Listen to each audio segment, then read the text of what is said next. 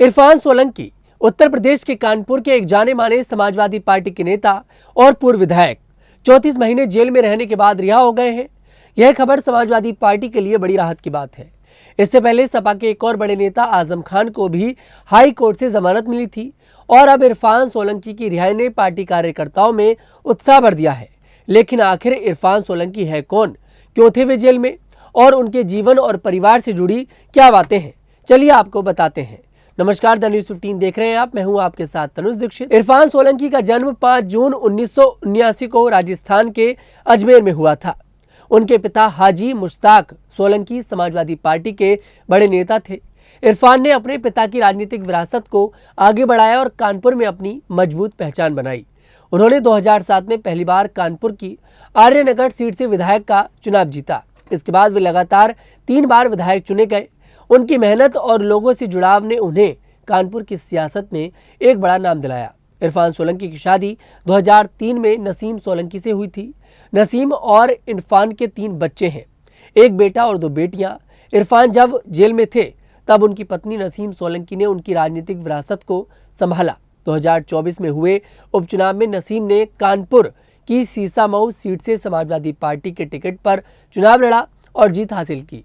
इससे पता चलता है कि इरफान का परिवार भी राजनीति में सक्रिय है और उनकी गैर मौजूदगी में भी उनकी सियासी पकड़ कमजोर नहीं हुई।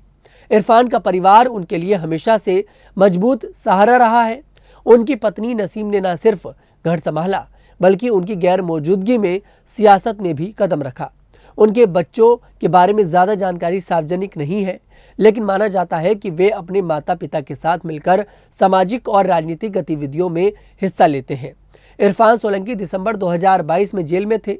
उन पर कानपुर की जाज मऊ डिफेंस कॉलोनी की रहने वाली नजीर फातिमा के मकान में आग लगाने और उनकी ज़मीन पर कब्जा करने की कोशिश का आरोप था। नजीर फातिमा ने पुलिस में शिकायत की थी कि इरफान और उनके भाई रिजवान सोलंकी ने उनके प्लॉट पर बने मकान में आग लगाई और उस पर अवैध कब्जा करने की कोशिश की। इस मामले में पुलिस ने इरफान और उनके भाई को गिरफ्तार कर लिया।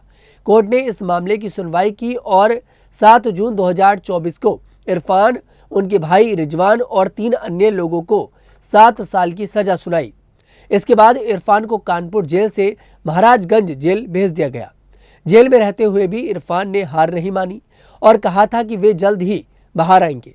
उनकी यह भविष्यवाणी सच साबित हुई है और 34 महीने बाद वे जेल से रिहा हुए हैं। उनकी रिहाई से समाजवादी पार्टी के कार्यकर्ताओं में खुशी की लहर है। इरफान सोलंकी का नाम कई बार विवादों में रहा है। उनके खिलाफ कई मामले दर्ज हुए। 2011 में इरफान पर आरोप लगा कि उन्होंने एक IAS अधिकारी ऋतु माहेश्वरी के साथ बदतमीजी की। इस मामले ने काफी सुर्खियां बटोरी। 2017 में इरफान पर चुनाव आचार संहिता का उल्लंघन करने का केस दर्ज हुआ। इरफान पर दिल्ली से मुंबई की हवाई यात्रा के दौरान फर्जी आधार कार्ड इस्तेमाल करने का आरोप लगा। यह मामला भी काफी चर्चा में रहा। इन विवादों के कारण इरफान की छवि पर कई बार सवाल उठे, लेकिन उनके समर्थकों का कहना है कि ये सभी मामले उनके खिलाफ सियासी साजिश का हिस्सा थे। इरफान सोलंकी की संपत्ति को लेकर भी काफी चर्चा रही है। कानपुर पुलिस ने अब तक उनकी करीब 25 करोड़ रुपए की संपत्ति जब्त की है। माना जाता है कि उनकी कुल संपत्ति 150 से 200 करोड़ रुपए के बीच हो सकती है। हाल ही में पुलिस को उनकी 100 करोड़ रुपए की बेनामी संपत्ति के बारे में भी जानकारी मिली थी। इसके आधार पर ईडी ने भी उनके खिलाफ कार्रवाई शुरू की। इससे इरफान के सियासी और आर्थिक रसूख का अंदाजा लगाया जा सकता है।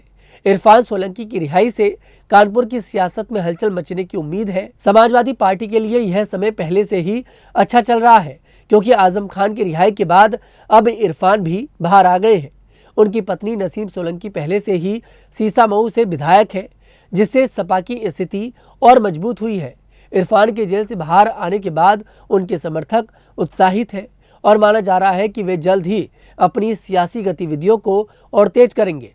इरफान सोलंकी भले ही विवादों में रहे हो, लेकिन कानपुर में उनकी एक बड़ी समर्थक जमात है। उनके समर्थकों का मानना है कि वे गरीबों और जरूरतमंदों की मदद करने वाले नेता हैं। उन्होंने अपने विधायक कार्यकाल में कई विकास कार्य कराए, जिसके कारण उनकी लोकप्रियता बनी रही।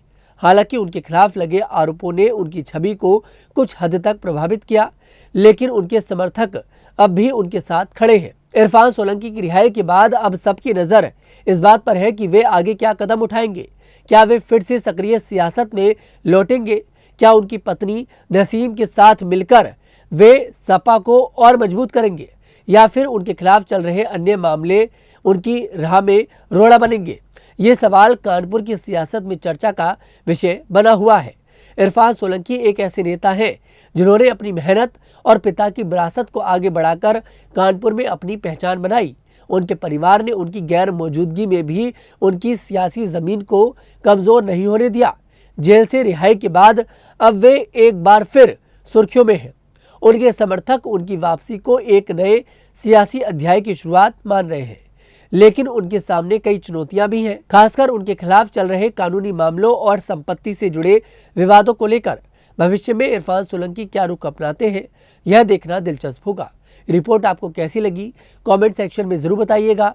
मैं तनुज दीक्षित फिर आपसे मुलाकात करूंगा। तब तक के लिए मेरे साथ देखते रहिए न्यूज़ 15।